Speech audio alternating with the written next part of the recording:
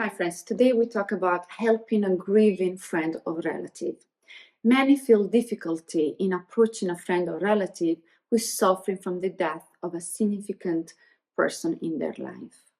They don't know how to approach, what to say, or what kind of attitude to take. They fear to open up the pain of the survivors by having a conversation that could be difficult for themselves and for others, and of finding themselves faced with suffering for which there are no words to can bring remedy or consolation. It's important to remember, however, that if you can overcome this hesitancy towards the friend or relative, you really can help them.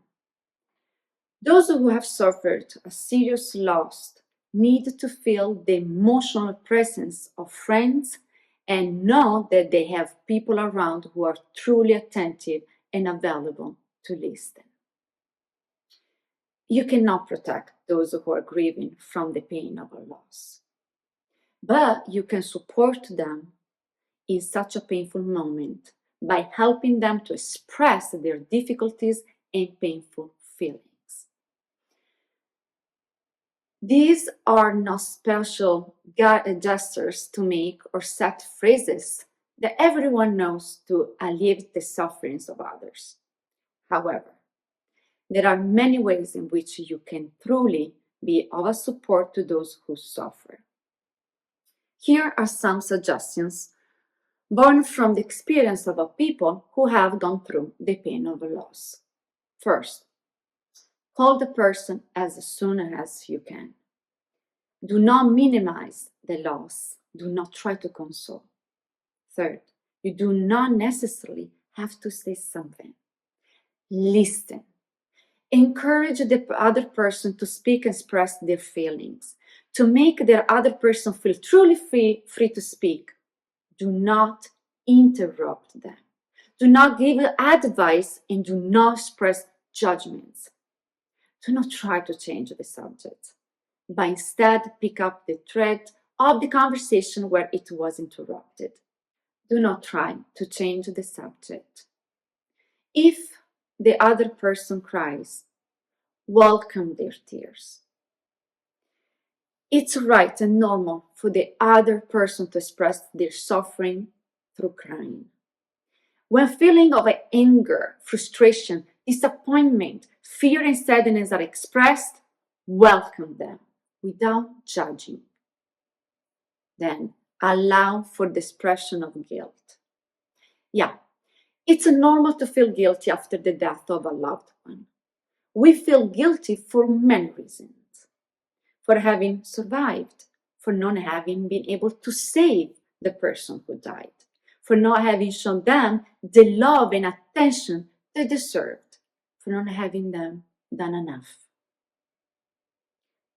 Accept the expression of guilt and consider that in reality, what many people feel is not so much guilt as regret for not having been able to change things while the other person was alive. If only I had. That's what the person is really thinking. Another, allow for all expression of grief. Keep in touch.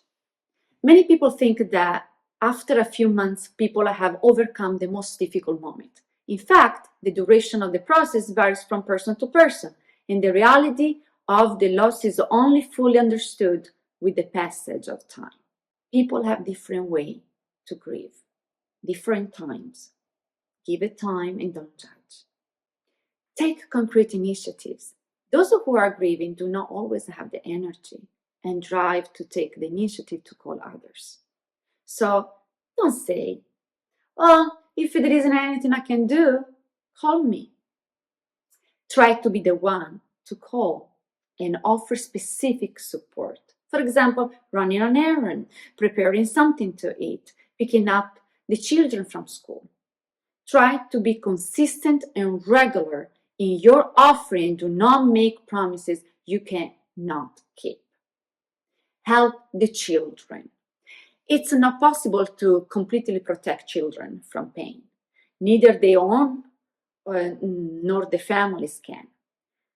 Compared to the adults, children have different times and ways of reacting to the death of a loved one and of expressing their suffering. You must therefore be very careful, especially when the child appears calm and seems to behave as usual.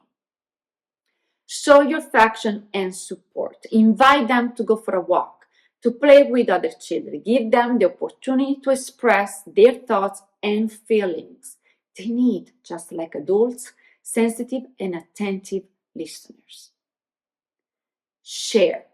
Many people think that silence protects us from suffering and that one should not talk about someone who has died with their family members because this would only serve to open up again their pain.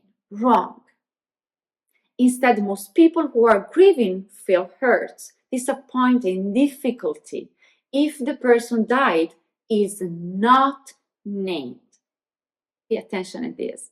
If they behave, if they had never existed, and they draw great comfort from remembering the person together with others or from seeing them alive and vital the eyes and heart of others. That means it's important. Share memories, pictures, times of the person who has died with the people who loved them. It's very important. Remember important dates. Do not pressure. Everybody have different time to recover. In case of difficulty, if over time the grieving person does not seem to have recovered a certain well-being and still shown feelings of guilty, anger, acute depression, suicidal tendency, or on the contrary, there is no manifestation of pain, it's a good idea to suggest professional help and find new ways to cope with the situation.